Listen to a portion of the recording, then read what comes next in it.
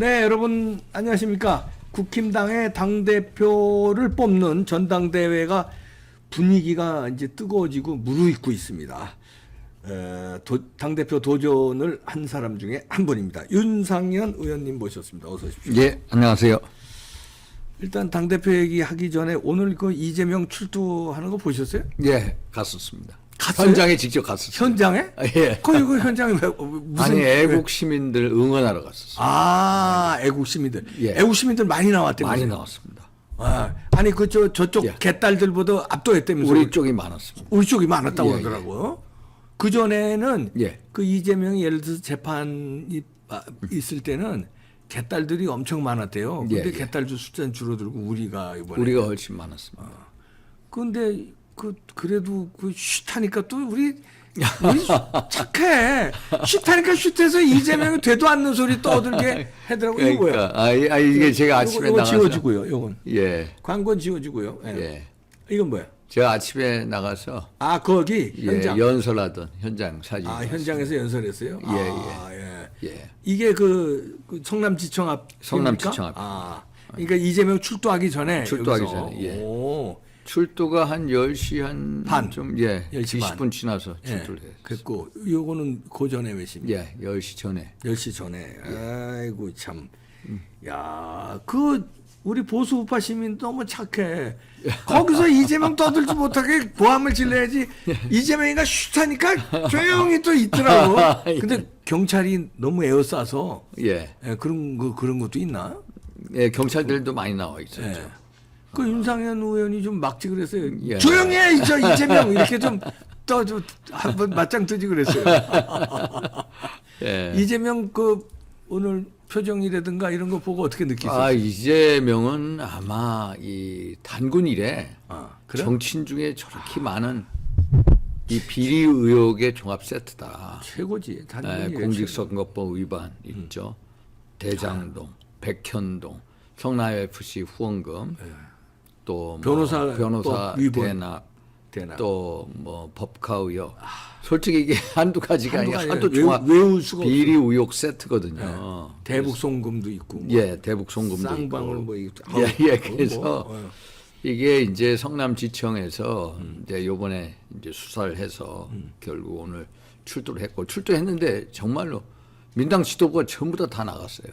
역대 대통령 중에 저런 식으로 호위무사들이 따라서 간 예가 있었나? 원내대표서부터 예, 원내대표, 당 지도부 전부 다 나갔더라고요. 당 지도부, 원내 지도부 전부 다 나갔거든요. 뭐야? 그래서 자신 있으면은 원래 당당하게 혼자 가는 거거든요. 그러니까. 아마 지지난 중가 당당하게 임하겠다고 했거든요. 그게 저게 자신 없다는 당당하게 임하는 모습은 아니지. 아니다. 호위무사들 다 데리고 가는데 그런 모습을 전혀 찾아볼 수가 없었습니다. 호위무사들 저 지도부 다 데리고 나갔다는 건 그만큼 당당하지 못하다. 당당하지 못하다는 거죠. 예. 방패를 끝까지 하면서도 자기는 무슨 방패하냐 출두하기로 했는데 무슨 방패냐 예. 방탄이냐 이래요. 그러니까 방패 방탄, 올 방탄 시리즈입니다. 그러면 이제 지난번에 노웅래하고는 다를 것 같은데 어떻게 보세요? 이 일단은 체포동의안 이제 저는 일단 이 말씀을 꼭 드리고 싶습니다. 네.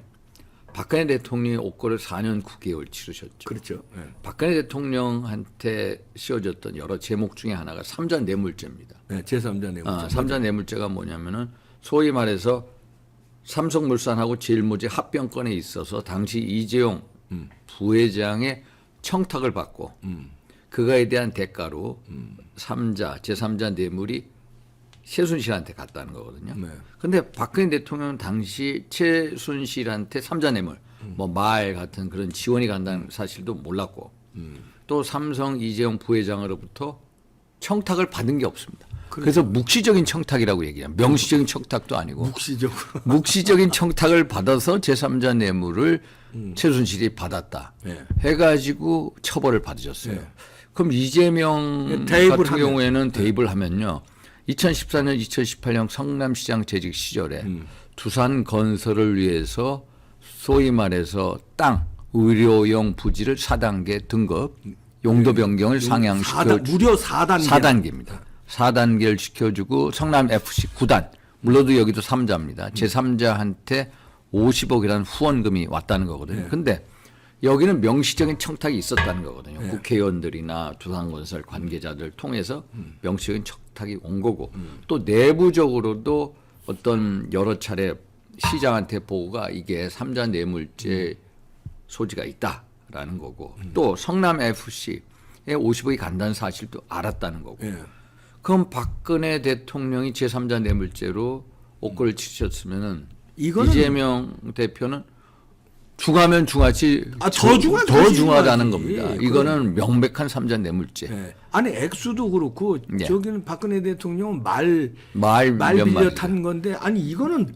액수가 50억이 넘는 게 밝혀진 것만. 아니 근데 그것뿐 50억이고요. 아니잖아요. 저 네이버도 있고 한 30억 차병원도 되고 있고 차병원도 그렇고 이 액수가 상당합니다. 상당하죠. 예. 그러면 박근혜 대통령이 그것 때문에 감옥을 치르셨다면 이거는 곱하기 한 5는 해야 되는데. 예, 훨씬 더 중한 제3자 뇌물죄에 속할 거다. 이런 생각이 듭니다. 그러게요. 예.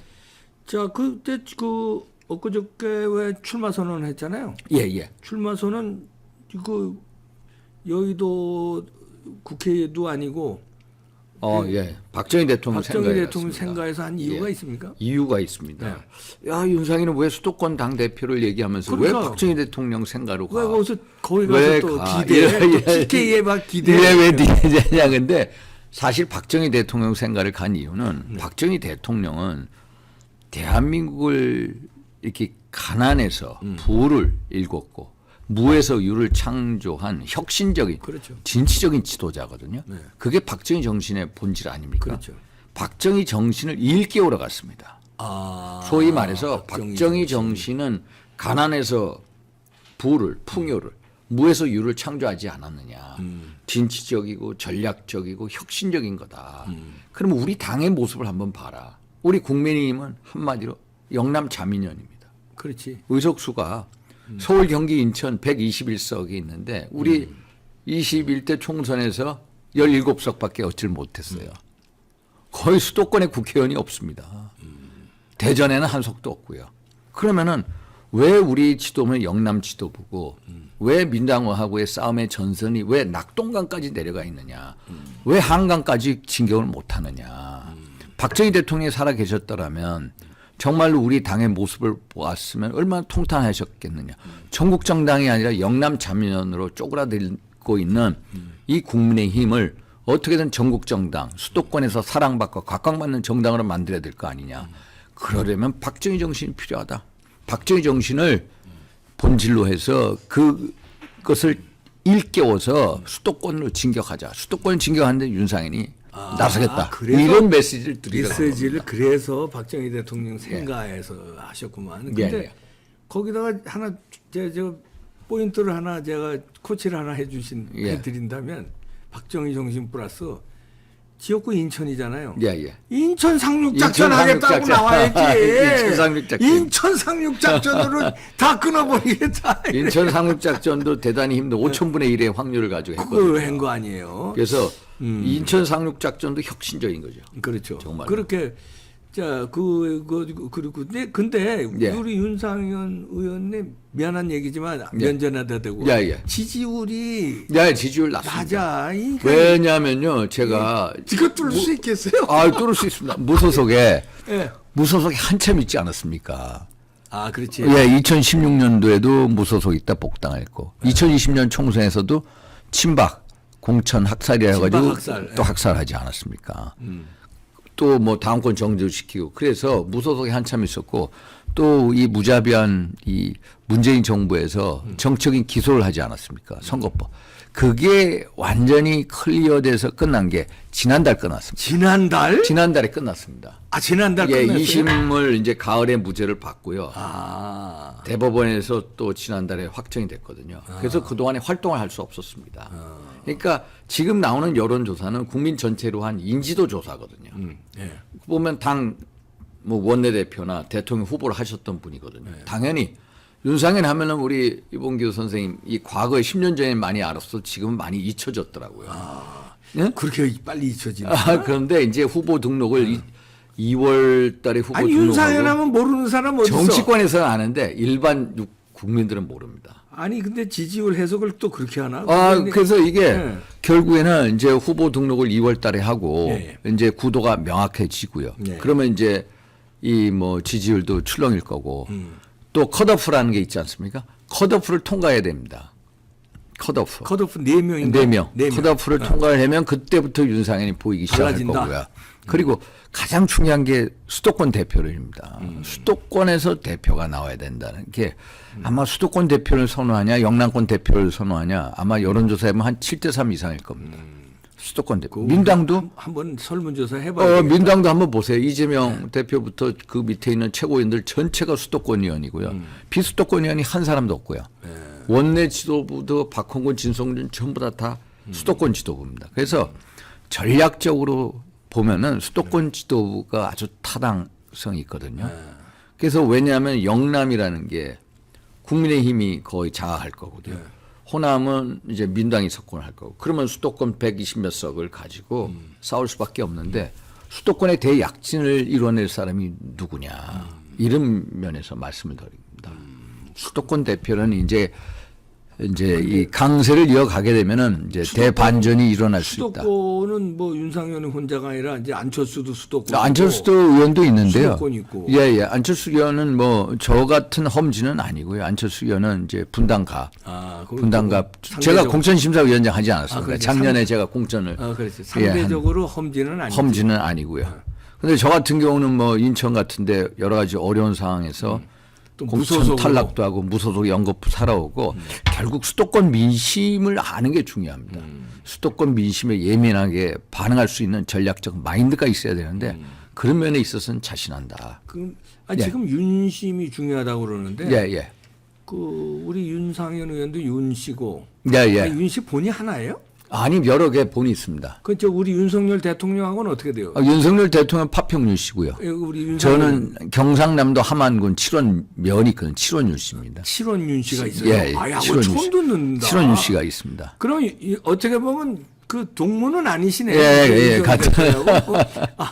그러면 이제 하여튼 윤심을 얻어야 된다. 예. 윤석열 대통령의 그럼 윤상현 의원한테 윤심이 있다고 보십니까? 아니 뭐 저는 뭐 윤심 뭐 대통령하고는 누구보다도 이 가깝고 뭐 호용호재하는 그런 관계지만은 저는 윤심을 자꾸 파리하고 윤심 마케팅하는 거를 아예 근본적으로 선천적으로 싫어합니다. 저는 저 스스로 서야지 대통령의 마음이 어떻다 또 뭐 대통령의 뭐 윤심 파리하는 거 저는 거부하기 때문에 윤심이 있든 없든 저 자강론을 쓰는 사람이다. 아니 윤석열 대통령하고 근데 명확한 거는 친합니다. 윤석열 대통령 제가 언제든지 가슴 털어서 제가 솔직히 저하고 얼마나 됐어요 둘이? 저하고는 개인적으로 아마 호용호재하는 관계는 저밖에 없을 겁니다. 예? 호용호재하는 거. 정말 정치인 중에 호용호재하는 관계. 아니 권성동 뭐. 그거는요 다 존대하는 관계고요. 권영세 다 존대하는 관계. 그러면 저 윤석열 대통령이 상현아 이래요? 예, 윤 의원 상현아 동생. 언제부터? 제가 만났을 때부터. 아니 그 만난 게 언제냐? 만난 건 재작년에 만났죠. 재작년 때부터? 예. 재작년인데 그 나이들 먹고선 만났는데. 그러면 이 사나이라는 게 저도 사나이고 윤석열 대통령도 사나이잖아요. 누가 여자래요? 사나이지. 사나이라는 게 뭐냐면은 가슴이 있는 남자라는 겁니다. 그러니까 처음에 어떻게 해서 만난 거예요? 대통령하고 처음 만난 게 당에 들어올 때 그때 만났습니다. 입당할 때. 예. 입당할 때. 그래서 이제 한잔 한 거예요, 어떻게 된 거예요? 한잔 하면서 뭐 형 동생이 된 거예요, 이제 상현아. 예. 가만 있어 봐. 저희들로 이 사나이들만의 보이지 않는 이 어떤. 그러니까 서울대 과는 다르지만 여긴 정치학과고. 저보다 2년 저는 경제학과고. 우리 대통령님은 이제 법대고. 2년 위에 선배입니다. 두 학번 위에요? 예. 학교 다닐 때는 몰랐겠다. 학교 다닐 때는 몰랐습니다. 과가 워낙 다르니까. 그런데 제가 처음 한 게 제가 10년 전에 박근혜 정부에서 원내수석 부대표였습니다. 그때 윤석열 국정원 댓글 팀장이었어요. 그때 이제 그 존재를 처음 알았고 또 많은 기자 분들이 선배하고 가장 통이 맞을 사람이 윤석열 댓글 팀장이다. 어. 그때부터 저하고 이제 서로 눈여겨 보고 있다가 본격적으로 이렇게 입당하면서부터 이제 가슴을 열 수 있는 그런 관계로 발전했습니다. 오, 그랬구나.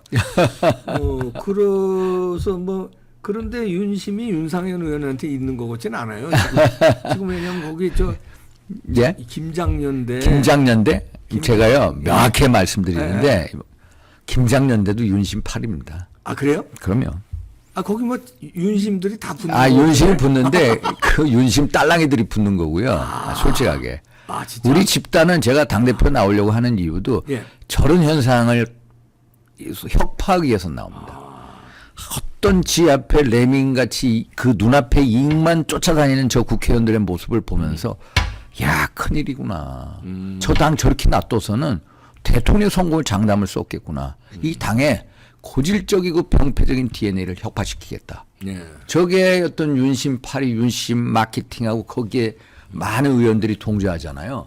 그걸 제가 그래서 창조적인 파괴를 하기 위해서 나오는 겁니다. 연대하는 사람 혹시 있습니까? 이제? 연대는 뭐 구체적인 연대는 없을 때도 저야 이제 안철수 대표하고는 수도권 의원으로서 수도권 선거의 중요성 또 수도권 대표의 이 당위성에 대해서 공감하는 바가 큽니다. 아니 이게 이제 요번에 예. 재밌는 게 재밌다고 표현하면 뭐하면 당대표 도전하는 입장에서 살떨리겠지만 예.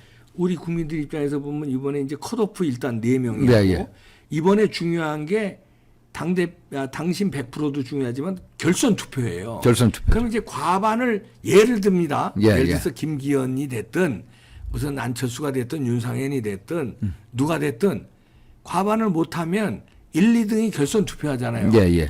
그러면 이제 1, 2등 안에 만약에 못 들었다고 치면 예, 예. 가정을 하는 겁니다. 못 들었다고 치면 누구하고 수도권 연대 가는 겁니까?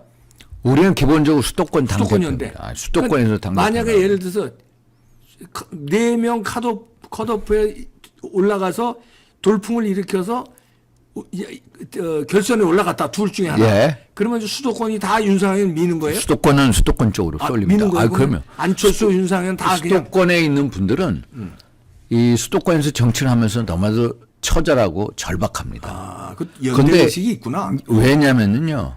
까딱 잘못하면 날아가거든요. 그 몇백 표 차이로 왔다 갔다. 그러면 500표 몇천 차이로 칩니다. 몇백 표 차이로 승패가 결정이 되거든요. 그러면 영남권 어떻습니까? 지금 김장연대 PK 연대잖아요. 이건 텃밭 연대잖아. 솔직히. 깃발 꽂으면 되니까. 깃발 꽂으면 되니까 이 수도권의 절절함을 모릅니다. 그러니까 수도권 민심을 모른다는 겁니다. 그럼 하루에 얼마나 많은 이 정치적인 현상이 나타납니까? 또 그거에 대한 전략과 메시지를 내야 되죠. 그게 수도권이로서 처절함을 모르면 그렇게 할 수가 없는 겁니다. 예? 그래서 수도권 대표론이라는 게 결국은 엄청난 강세를 가지고 갈 겁니다.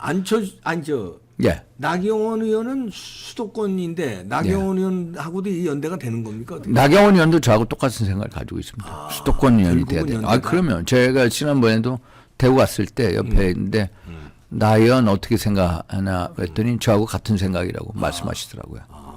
예. 저기는 그러면 예를 들어 지금 요번에 나경원이 저거 드랍했더라고요. 그 저출산 위원장 사표 낸다고. 예, 예.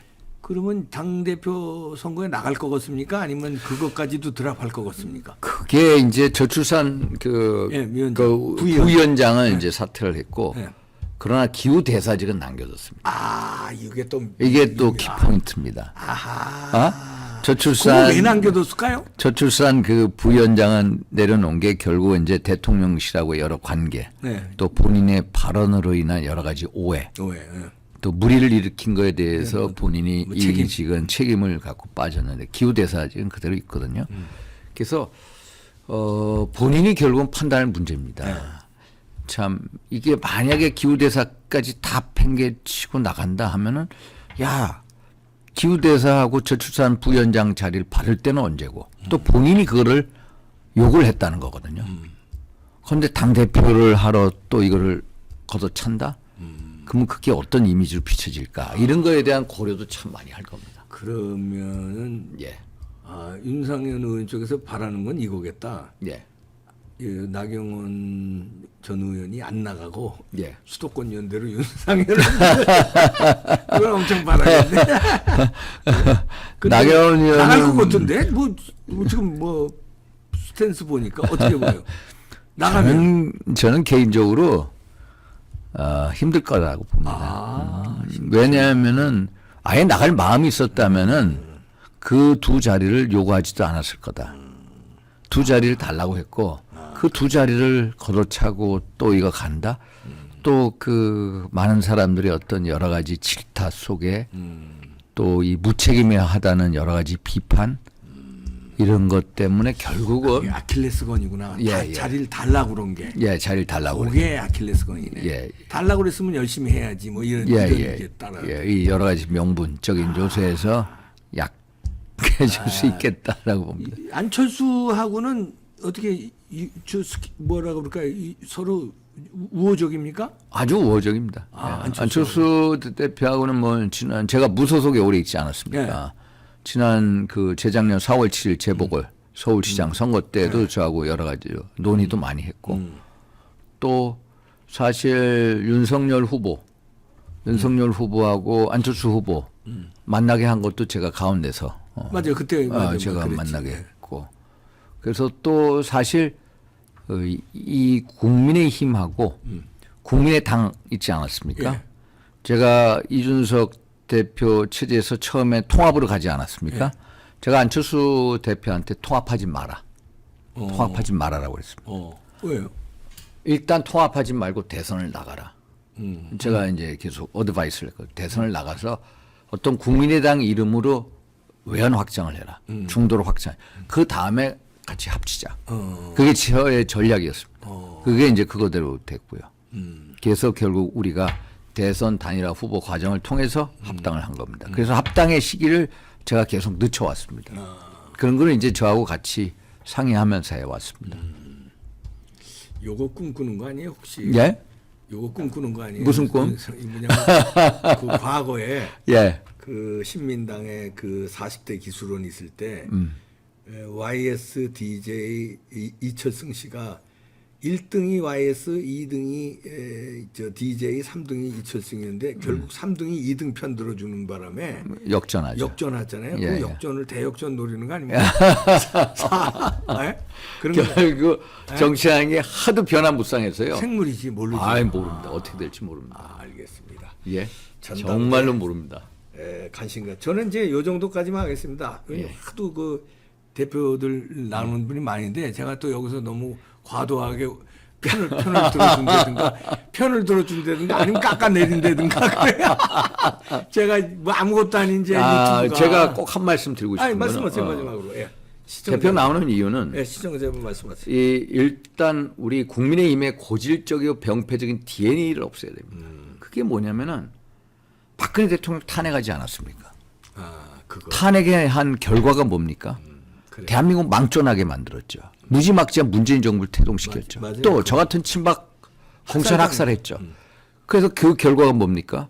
결국 우리 국민의힘이 쪼그라들어 103석 쪼그라들고 민당은 180몇 석 넘어갔습니다. 결국 뺄셈 정치, 남을 탄핵하고 배신하고 징계하는 학살하는 그런 뺄셈의 정치, 우리 당과 대한민국 전체를 망친다.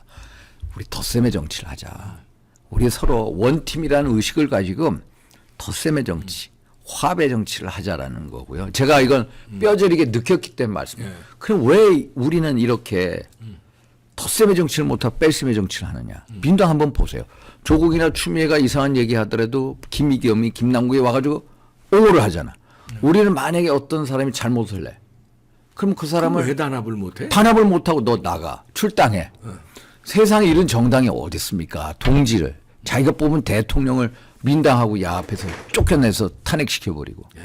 이건 상상할 수 없는 거잖아요. 결정타였어, 진짜. 그리고 우리 동지들을 탈당을 권유하는 이 당입니다. 왜? 이익 집단입니다. 이익 집단. 내 눈앞에 레민같이 이익만 쫓아가는 이익 집단이기 때문에 이익 집단의 DNA를 깨고 정말로 자유민주주의 우파 이념에 철저한 이념 정당으로 바꿔야 된다. 덧셈 정치. 그리고 당협위원장이나 국회의원 군림하지 않습니까? 당원. 당원들이 진짜 주인, 당원들이 진짜 주인인 당을 만들겠다. 결국에는 예를 들어서 신문고 제도를 통해서 당원들이 대표 직속하에 뭐 비사실 있으면 전부 다 신고할 수 있게 하고 또 당원들이 총선 공천시 같은데 비율을 확 늘려서 당원들의 뜻이 반영되게 하고 당원들이 당협위원장 국회의원도 언제든지 소환할 수 있게 하고 그러면서도 정당 자체는 서비스 정당으로 태어나야 됩니다. 정치라는 게 뭡니까?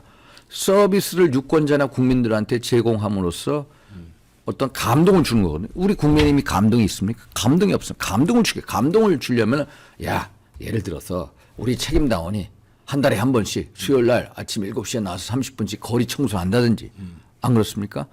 우리 중앙당 민원국의 불이 24시간 꺼지지 않는다든지 그렇죠?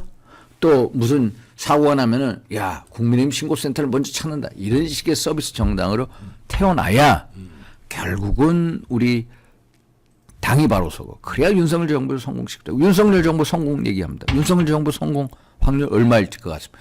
과거에 우파 정부 성공했습니까? 성공한 정부 거의 없습니다. 윤석열 정부 확률적으로 성공하기 힘듭니다. 성공하기 위해서는 우리 당의 이 고질적인 병폐적인 배신의 DNA, 탄핵의 DNA, 뺄셈 정치의 DNA, 이기적이고 또 이익 집단적인 이 DNA를 전부 혁파시키자. 맞습니까? 예. 선생님 맞습니까? 잘 하십시오. 네. 야, 그래서 당원들이 꼭 예. 한번 혁명을 해달라. 네. 이걸 읍소드리고 싶습니다. 뭐 우리 저 구독자님들 대부분 당원들이 많으시니까 예. 저 잘 듣고 판단하실 겁니다. 예, 윤상현 의원이었습니다. 고맙습니다. 감사합니다.